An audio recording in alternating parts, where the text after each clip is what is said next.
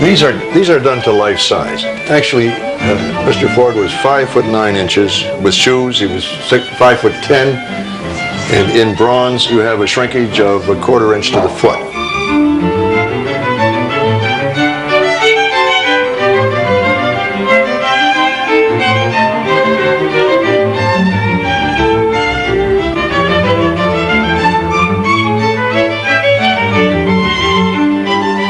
Well, it's basically set up and threaded. You thread 1-inch water pipe, and it goes up each leg into the hip area. Then it's joined and all welded, and then it's run up right through to the head. So it's as sturdy as it can possibly be. Then that was covered with fiberglass mannequin parts, actually. And they were filled with Bondo and epoxies to make everything as absolutely rigid as possible. The sculpture is so much different than painting because instead of dealing with light and color, you're dealing with space.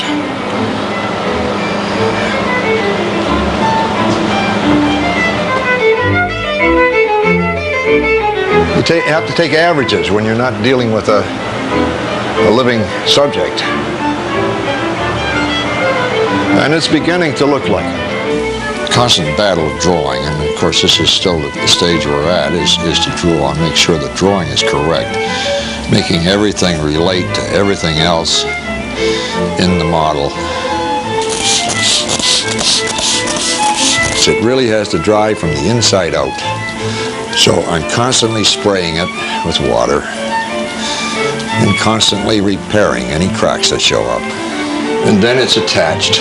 The armature came down through here. There was an aluminum rod.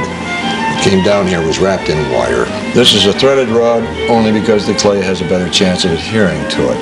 Then this is put together, wired, and then it's epoxied for rigidity so it doesn't move. This clay is all reusable. There's a bag of hard clay there that I spray into every once in a while. Just add water to it and it becomes completely reusable again. This has to be worked in fairly tight. I'm not doing any screening here because there should be plenty of points of adhesion for the clay. You have to work it into all the crevices and creases. And as I indicated, this thing does get sprayed with water about every 15 minutes. It's doused to the extent of a couple of gallons of water a day. This whole business, what I'm doing here and in this foundry is extremely traditional.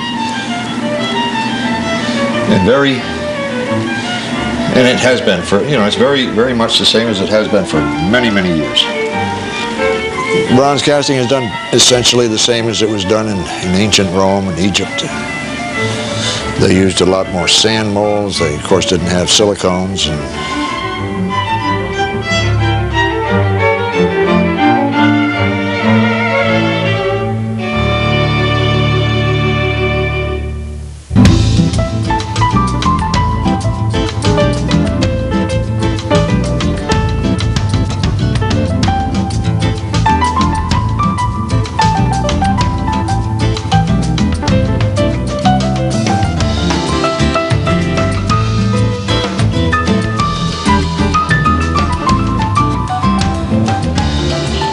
No, but I didn't care too much about the body. I wanted people Well, the body, to come back from lunch and go, God, Mr. Ford's looking at us. That's what I wanted. I wanted to make sure the face was exactly perfect.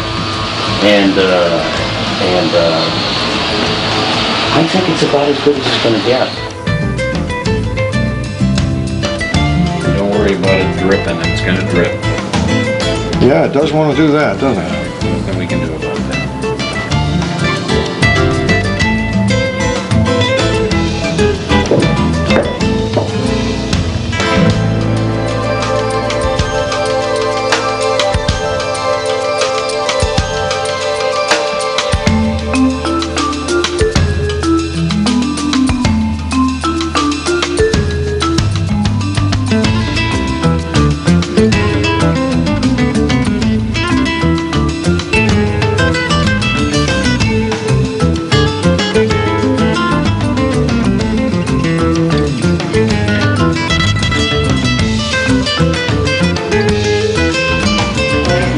Now what I'm gonna do is take this knife and find where the parting line is, which I've already done a little bit of, but once I find this parting line and I separate the plasters, then the pieces will hopefully,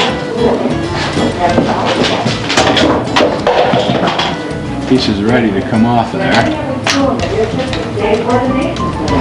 That's why it's important when you make these plasters to make them so that they don't lock on.